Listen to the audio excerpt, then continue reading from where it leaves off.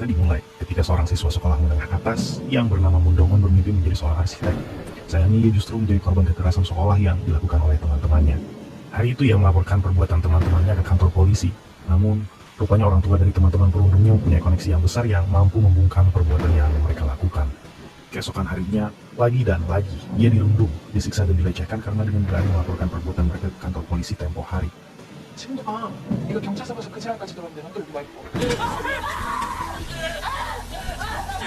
힘 빼지 마. 네가 백날 소리 질러도. 운동세서 시끄럽게. Setelah itu, Dong-won pergi ke ruang UKS untuk minta obat luka bakar. Dan perawat di tempat itu yang mengetahui bahwa Dong-won merupakan salah seorang korban bunuh diri, merasa bersimpati dan ingin tahu siapa pelakunya. 왜 이런 거니? Namun secara mengejutkan, Yongjin yang kebetulan juga ada di tempat itu mengaku bahwa dialah yang melakukan hal itu. 내가요. 전에도 제가요. Ketika ia pulang sekolah, rupanya Dong-won sudah ditunggu oleh para penghuni di dalam kosnya. Mereka bahkan menghancurkan celengan milik Dong-won yang sudah ia kumpulkan selama bertahun-tahun. Esok hari di sekolah, ketika Dong-won mencoba untuk pergi ke ruang UKS, rupanya perawat UKS yang membelanya kemarin hari telah dikeluarkan dari sekolah. Dan pada malam itu, ia telah menanggung siksaan terus-menerus untuk waktu yang lama, dan rasa sakit dari luka bakar dan memar menjadi semakin tidak tertahankan. Dong-won merasa ingin menyerah pada kehidupannya, tetapi tidak semudah yang ia kira. Ketika ia berdiri di tepian gedung antara hidup dan mati, ia kemudian menyadari bahwa kematian pun tidak akan membebaskannya dari rasa sakit. Malam itu turun salju, dan Dong-won merasa lebih baik ketika salju menutupi lukanya.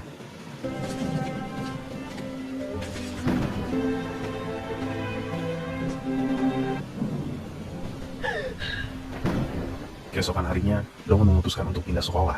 Namun dalam keterangan formulir pengunduran dirinya, ia menuliskan bahwa karena kekerasan sekolah. Tentu saja akibat formulir itu, wakil kepala sekolah memanggilnya dan menyuruhnya mengganti alasan permohonan tersebut dengan yang lain. Ia diminta untuk bungkam atas apa yang terjadi pada dirinya, namun ia tidak mau melakukannya. 그리고 선생님한테 방관을 시켜. 이거 한다고 이게. Dan akibat ketidakmauannya itu, Wakepsek di depan semua guru menampar Dong-won habis-habisan.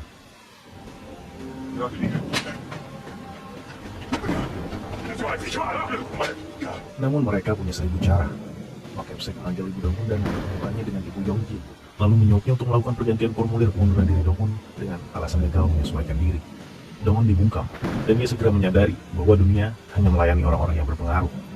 Sepintas Dong-won merasa sangat putus asa akan hidupnya, meskipun ada hari-hari ketika rasa sakit yang dialaminya sudah tidak tertahankan dan terbesit untuk menyerah pada hidupnya, namun Dong-won memilih untuk melawan.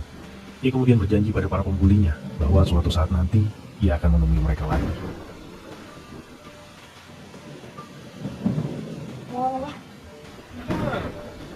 우리 꼭 떠보자 하겠지. Waktu pun berjalan cepat, ia bekerja dari pagi hari hingga larut malam.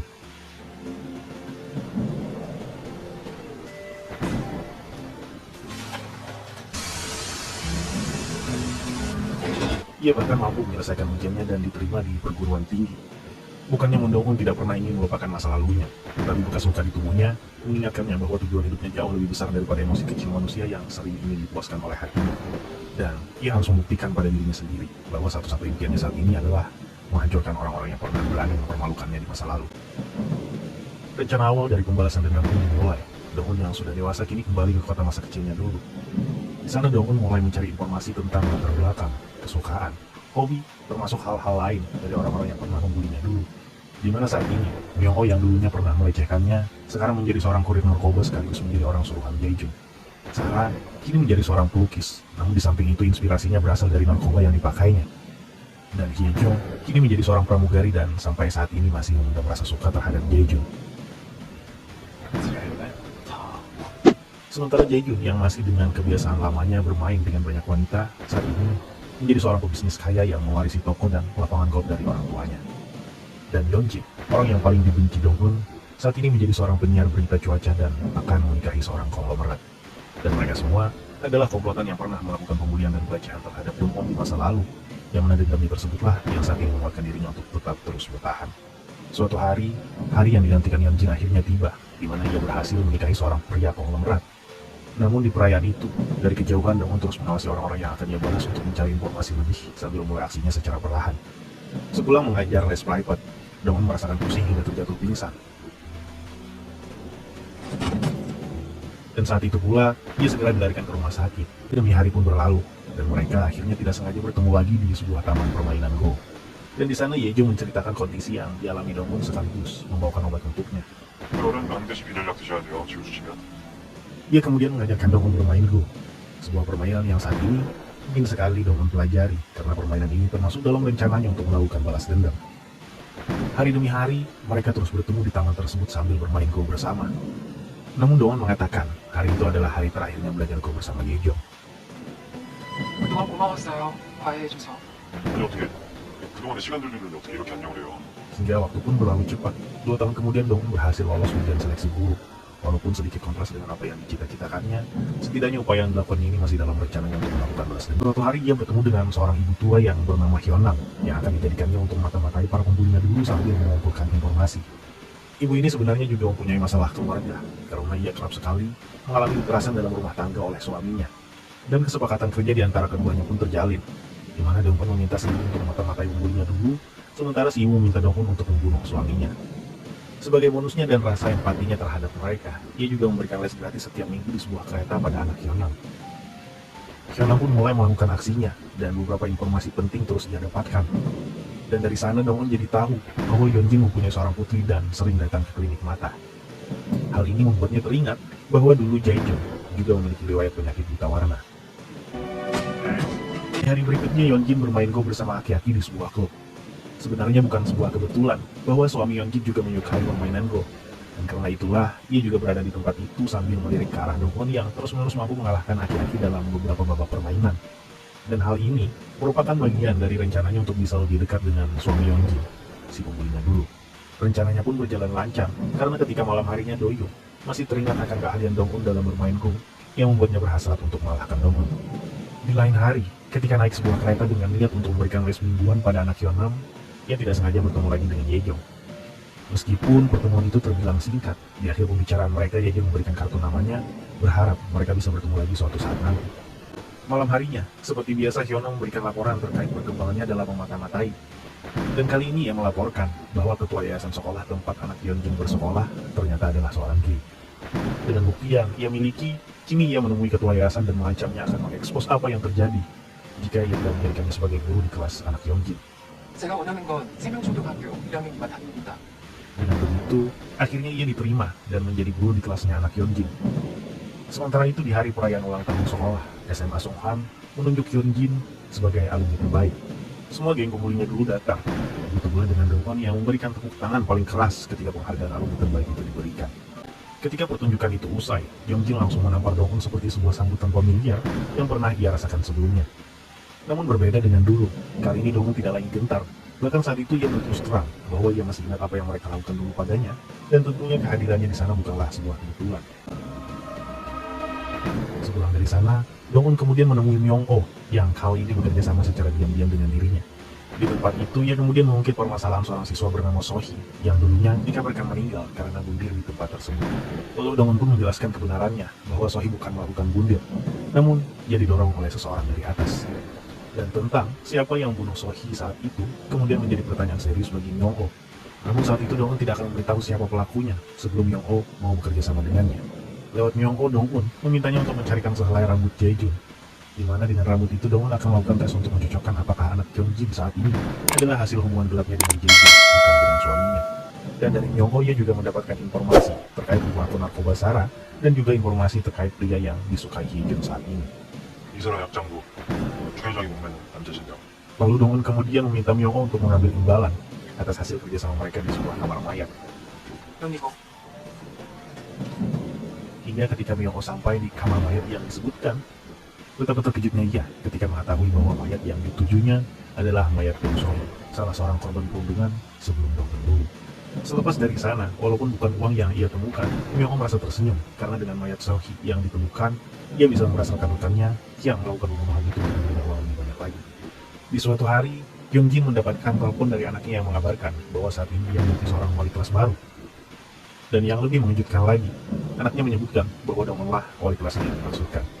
Sontak hal tersebut membuat Yeonjin langsung merasa cemas karena ia takut anaknya akan diancam dan diperlakukan buruk seperti apa yang ia lakukan dulu pada Dongun.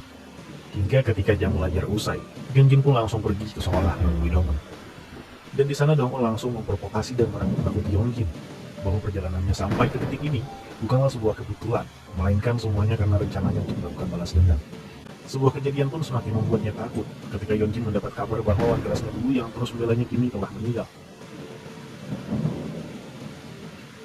Hal itu segera dikonfirmasi oleh Dong-un bahwa kematian wali kelasnya adalah ulahnya. Ia yang tahu wali kelasnya mengidap asma, kemudian ia berikan begitu banyak karangan bunga sehingga membuat asmanya kambuh. Di akhir pembicaraan mereka, Dong-un lalu menegaskan pada Yeonjin untuk tidak coba-coba memindahkannya ataupun anaknya ke sekolah lain. 안녕하셨어요, 교장 선생님. 잠깐 뵐 수 있을까요? Yeonjin yang merasa khawatir tentang keselamatan anaknya lalu meminta kepala sekolah untuk memindahkan Dong-un ke sekolah lain. Namun upayanya tersebut gagal karena kepala sekolah mengatakan bahwa Dong-un merupakan salah seorang guru rekomendasi dari ketua yayasan. Merasa gagal untuk memindahkan Dong-un, Yeonjin pun kemudian menemui suaminya untuk memintanya memindahkan anak mereka bersekolah ke luar negeri. 오빠, 우리 예성이 그런가? Dan tentu saja hal itu ditolaknya mentah-mentah karena sedari awal yang bersikeras ingin menyekolahkan anaknya di sekolah yang ada ini adalah Yeonjin sendiri. Sementara di tempat lain di rumah sakit, Yejong pulang lebih awal untuk memperingati kematian ayahnya. Ternyata kisah hidup Yejong tidak seindah yang ditampakkannya, karena rupanya ia juga memiliki rasa kelam yang membekas. Bahkan sampai saat ini, ia masih rutin melakukan konsultasi tentang kesehatan mentalnya akibat trauma yang ia alami dulu. Dan trauma tersebut tidak lain tidak bukan disebabkan dengan kasus kematian ayahnya yang dibunuh oleh salah seorang pasiennya. Dan karena itulah sampai saat ini, meskipun kelihatannya ceria, Yejong selalu terbayang akan pembunuh ayahnya dulu. Sementara itu Hyunam masih dalam misi-misinya untuk mengorek informasi lebih banyak dan kini targetnya adalah Yejong. Di mana saat itu, ia berhasil menukar handphone Yejong dengan handphonenya. Lalu seperti biasa pada malam harinya, ia melaporkan progres yang dilakukannya pada Dong-un. Esok harinya Dong-un mendatangi Sarah di sebuah gereja dan menemuinya. 진짜 신이 있다고 생각해? 정말로? Dengan informasi yang ia dapatkan dari Myung-oh sebelumnya bahwa Sarah adalah seorang pecandu, ia kemudian mengancam akan melaporkan Sarah, atau Sarah memilih jalan lain dengan mengisi penuh uang tunai pada tas yang ia berikan.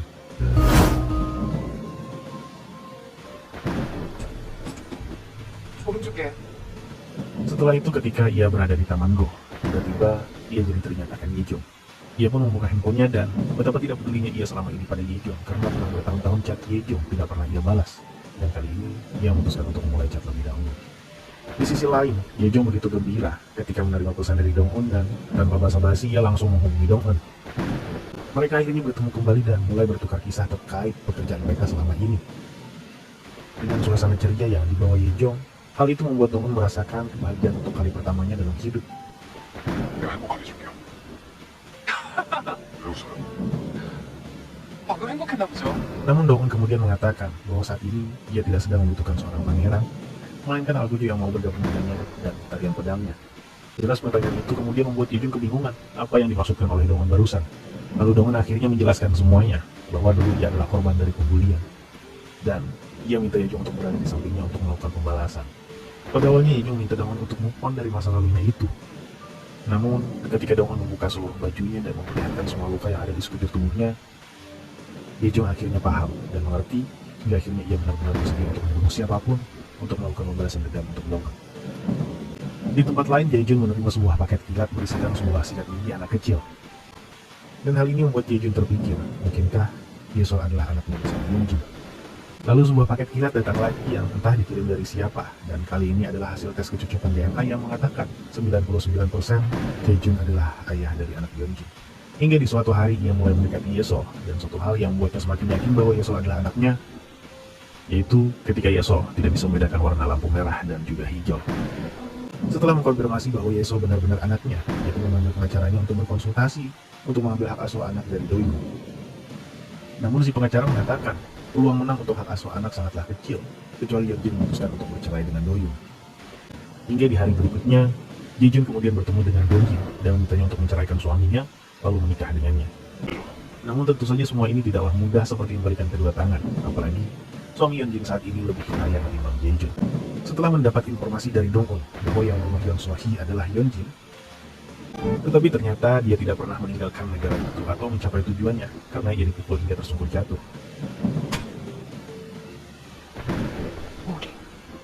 Tiba-tiba seseorang mengenakan sepatu hijau meninggalkan ruangan tempat Myung-oh terbaring mati. Dan sesuatu itu sepertinya milik Hyunjin. Oleh karena itu kemungkinan besar bahwa dia berada di balik kematiannya. Dan tampaknya Myung-oh telah mengelasnya dan meminta uang untuk merahasiakan keterlibatannya dalam kematian Yeon Sohee. Tapi Hyunjin memutuskan untuk mengakhiri hidupnya karena takut akan konsekuensinya. Paket-paket misterius itu juga diterima oleh Hye-jung di saat Hye-jung tengah bersiap untuk menikahi seorang keluarga kaya. Dan tiba-tiba ia mendapatkan paket misterius, yaitu foto yang membuktikan bahwa dia mudah merasa suka terhadap Hye-jung. Paket tersebut sebenarnya adalah sebuah ancaman baginya, karena jika foto-foto tersebut tersebar, pernikahannya terancam gagal. Dan suatu hari ketika Hye-jung menemui calon mertuanya, ia kaget ketika melihat calon mertuanya akrab dengan Dong-un. Takut pernikahannya gagal, ia pun memohon dan meminta maaf pada Dong-un atas perlakuannya dulu. Upaya Dong-un dalam melakukan pendekatan dengan suami Hyunjin rupanya berhasil.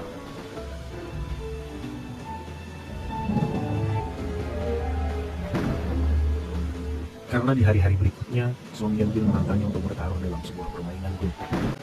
Sedari awal keinginan Dong-un dalam belajar Go adalah upaya untuk mendekati Do-young, dan kini rencana tersebut sudah berjalan dengan lancar. Dan di hari berikutnya, Dong-un sebagai wali kelas Yeso mengundang orang tua murid untuk berhadir di kelas mereka. Namun ternyata di acara itu juga ada Jae-jun, dan hal ini membuat Do-young berpikir mengapa Jae-jun selalu ada di dekat anaknya. Mereka kemudian berbicara, dan dari sana terungkap bahwa Jae-jun, istrinya, dan yang lainnya rupanya dulu mengenal sosok Dong-un. Pembicaraan mereka berdua membuat Do-young kepikiran mengapa selalu ada Jae-jun di dekat anaknya dan apa hubungan istrinya, Jae-jun, dan yang lainnya dengan di masa lalu.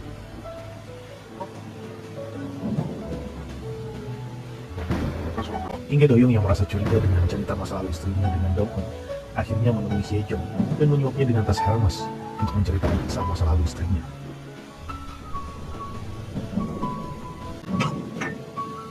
Di sana, Hye-jung menceritakan semuanya, bahwa dulu mereka memang benar satu sekolah semasa SMA, dan Hyunjin melakukan perundungan terhadapnya.